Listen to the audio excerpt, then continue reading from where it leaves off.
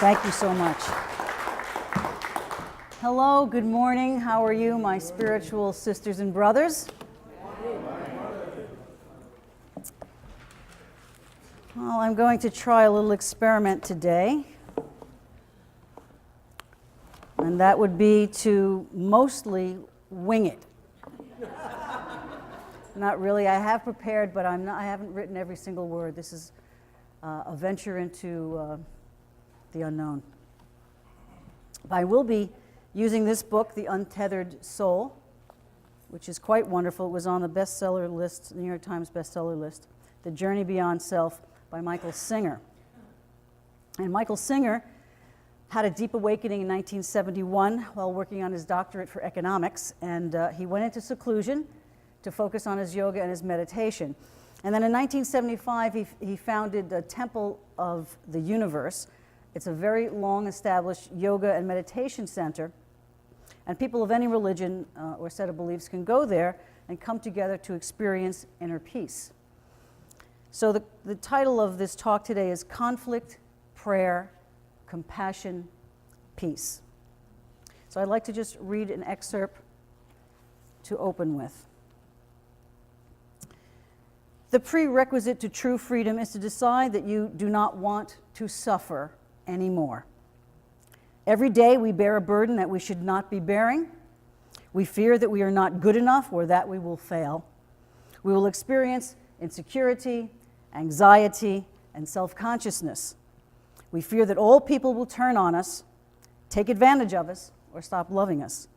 And as we try to succeed and express ourselves, there is an inner weight that we carry. This weight is the fear of experiencing pain, anguish, and sorrow.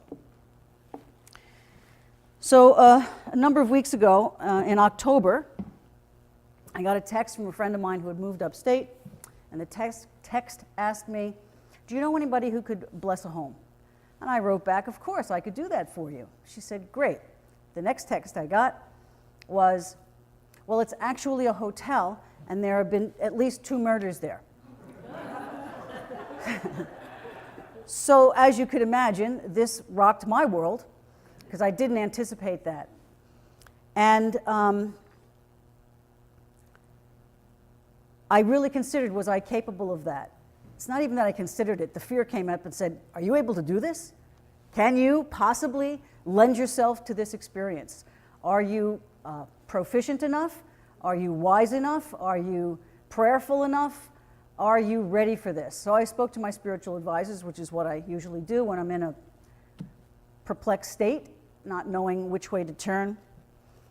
And they advised me that I know more and have more than I know what to do with sometimes, that of course I'm capable of this.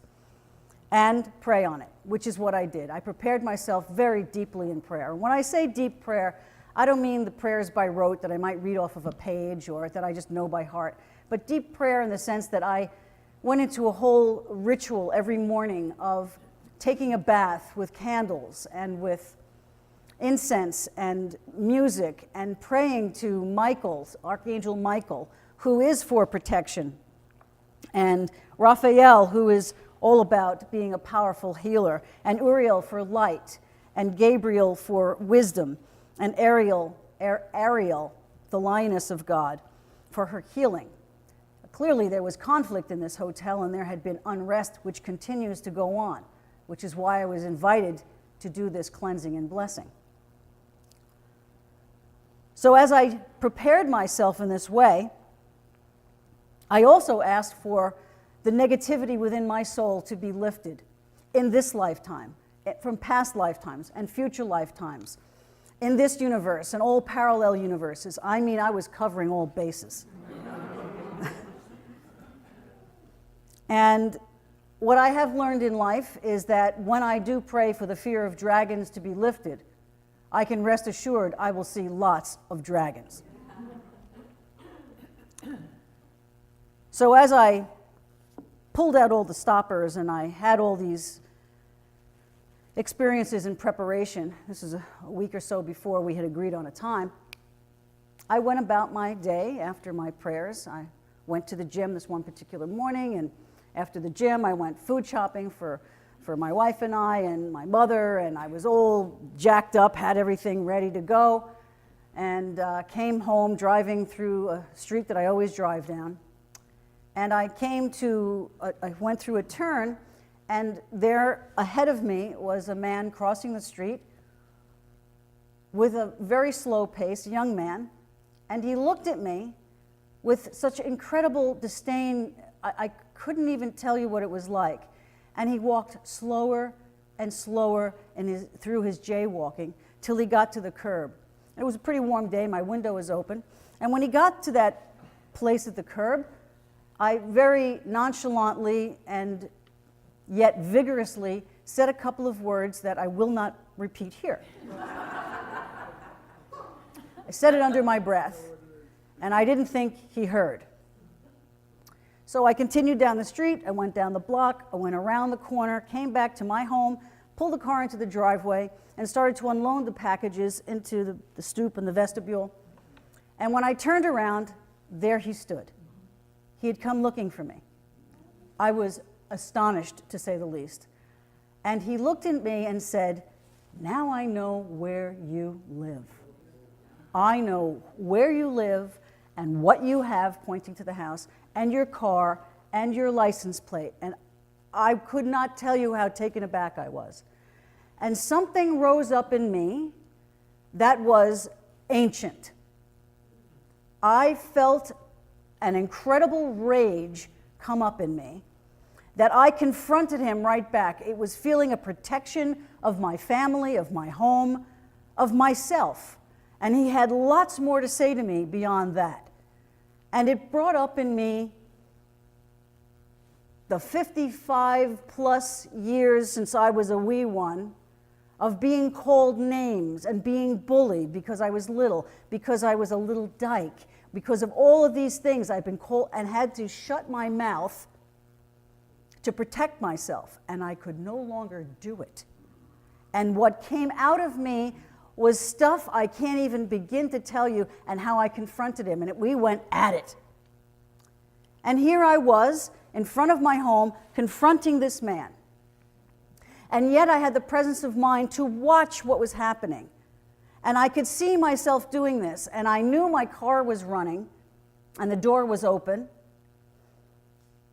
And I felt all of this rage, and I thought, in a flash of a second, the world is now open for anything to happen.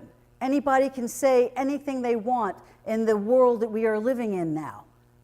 And I also felt this sense of deprivation and certainly fear, deprivation of being accepted, a rejection that I have felt for so many years, and I couldn't take it anymore. And I can understand how a woman who is abused for a period of time can kill someone in a flash of a second. I understand it in a different way. I understood it before, but I understood it in a visceral way. And I thought to myself, I'm so strong because I've been going to the gym. I'm so strong, and here's this puny, skinny guy in front of me. I'll grab him by the throat, I'll grab him by the groin, I'll throw him on the ground, and I'll step on his throat, and he'll be dead. All in the flash of a second, I thought all of this. Thank God I have the presence of mind to know that this is not who I really am, that this was something that had to come up and out of me. This was the answer to my prayer. I was asking for something to be lifted out of me, and so it was. Not in the way I would like. And had I not known and remembered that my car was running, I would have taken his invitation to go to his backyard and have it out with him. And I knew I would have won.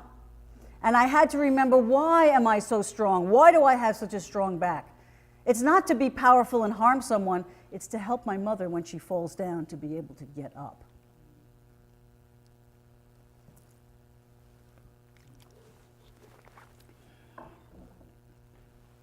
I will also add that I had not had a good night's sleep, and I was hungry.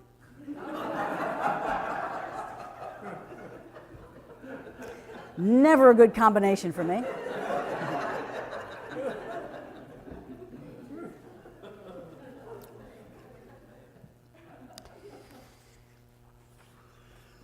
And so Michael Singer writes, to end suffering, you must first realize that your psyche is not okay. You must then acknowledge that it does not have to be that way. Your current relationship with your psyche is like an addiction. It is constantly making demands of you, and you have devoted your life to serving these demands. You can live a life completely free from the fears of the psyche. You just stop telling your mind that it's its job to fix your personal problems. This job has broken the mind and disturbed the entire psyche. It has created fear, anxiety, and neurosis. Your mind has very little control over this world. It cannot control the weather or other natural forces. You have given your mind an impossible task by asking it to manipulate the world in order to fix your inner problems. Your mind is not qualified for that job. Fire it and let it go of your inner problems instead. Stop expecting the mind to fix what's wrong inside of you. That is the core and root of it all. Consciously remember that it is not what you want to do, and then gently disengage. Do not fight it. Do not ever fight your mind. You will never win. It will either beat you now, or it will suppress whatever is going on and come back to you and beat you later. The minute you stop putting your whole heart and soul into the mind as if it were your savior and protector, you will find yourself behind the mind watching it. And that's how you know all about your thoughts. You are in there watching them. Eventually, you will be able to just sit in there quietly and consciously watch your mind. And thank God I had the presence of mind and the practice that I have to not engage, not harm him, although I wanted to, and not be harmed, although I wanted him to harm me, to give me an excuse to harm him. But I was able to disengage and watch this. Maybe 10 years ago, I wouldn't have had that disengagement. So the practice of what this is actually asking is to use the mind as a tool, as a stepping stone to God, because God is the only thing, entity, belief in that can separate me from my own thoughts, because I am incapable, because it's an addiction. I use my thinking all the time, and I am not qualified. I've been leading a group of women, 9 women, so 10 of us in a room, and this is part of how rationalization works in my life. I was expressing a bit of what had happened, and some of the women were nodding their heads about feeling the abuse and so on and so forth, and I said, let me just ask you a question. Of the 10 of us here, how many of you have never experienced any kind of a sexual abuse or sexual harassment or anything like that? 2 women raised their hands. 8 out of 10 women had experienced that. Now, I love you guys. Don't get me wrong. This is not about male bashing. This is about the experience of abuse and how it's subtly and personally squashed because we don't want to feel the pain who's experiencing it. Because when we do that, it triggers other things. And that's what happened for me. I was triggered very deeply. And if I'm not capable of dealing with that triggering, I can be in a lot of trouble. So the pain of the suffering was in not acknowledging that that was still in me, the woundedness. Because I've advanced so much further than all of that, and yet there it lies. So I have to be ever vigilant in order not to harm or allow myself to be harmed. It's like the 4 agreements. The first thing is, don't take anything personally.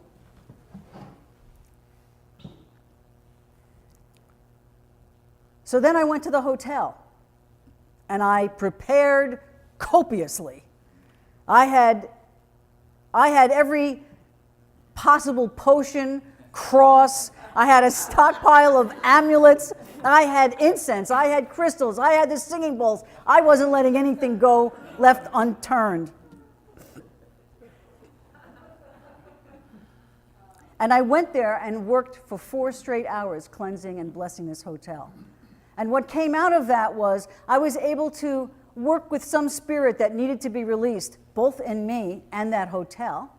And what I've learned is that when I pray, the prayer prays through me. And when I bless, the blessing blesses through me.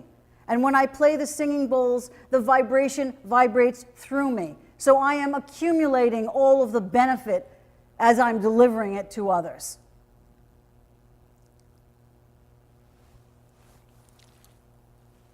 So the raising of the vibration in that hotel raised my vibration.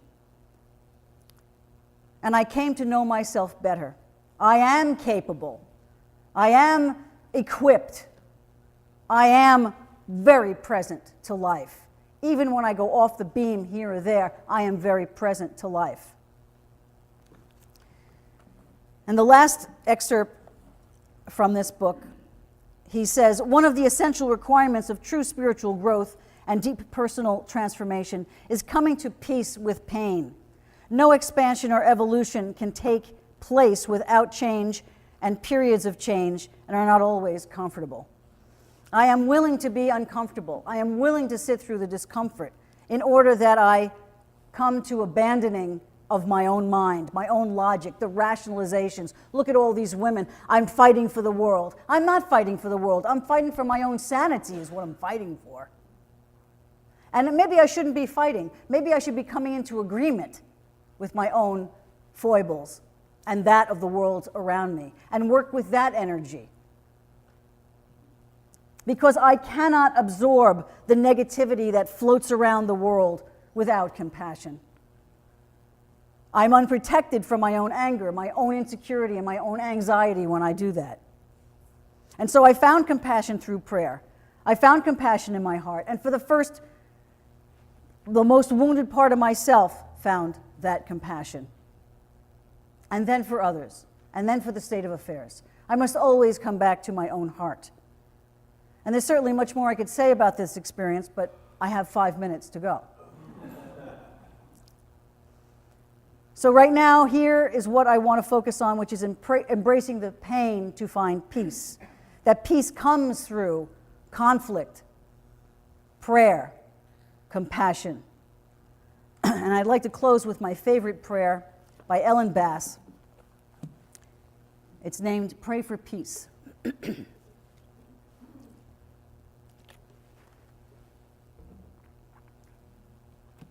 Pray to whoever you kneel down to. Jesus nailed to his wooden or marble or plastic cross, his suffering face bent down to kiss you.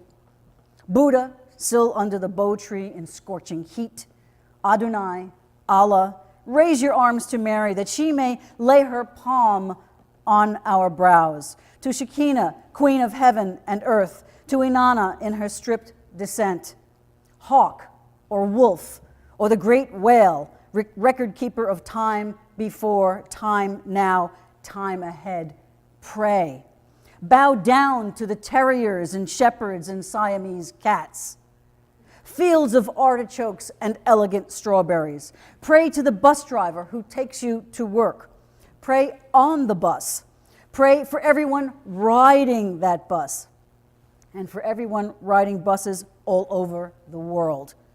And if you haven't been on a bus in a long time, climb the few steps, drop some silver, and pray.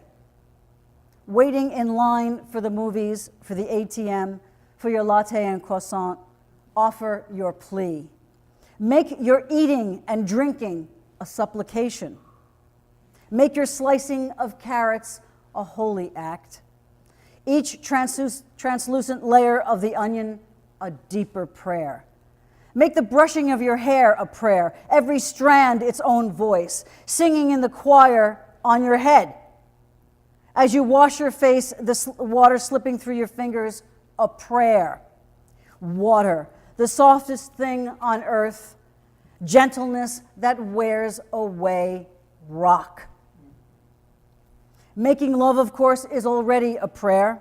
Skin and open mouths, worshiping that skin. The fragile case you are poured into, each caress a season of peace. If you are hungry, pray. If you are tired, pray. Pray to Gandhi and Dorothy Day, Shakespeare, Sappho, Sojourner Truth. Pray to the angels and the ghost of your grandfather.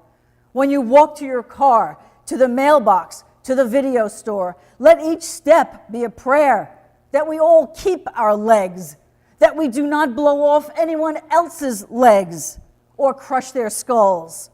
And if you're riding on a bicycle or a skateboard, in a wheelchair, each revolution of the wheels a prayer that as the earth revolves, we do less harm. Less harm. Less harm.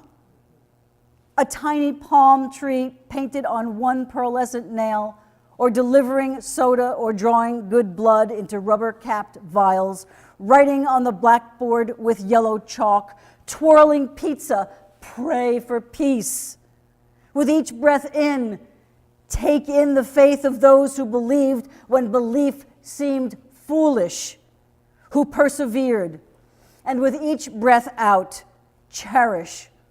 Pull weeds for peace. Turn over in your sleep for peace. Feed the birds for peace. Each shiny seed that spills onto the earth, another second of peace.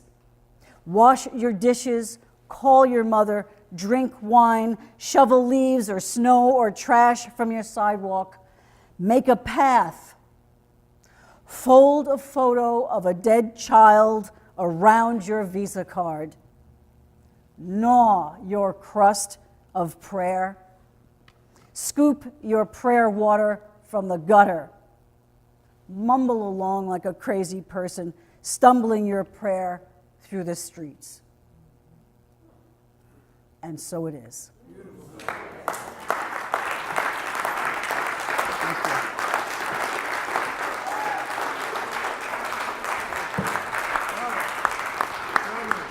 Thank you. Thank you.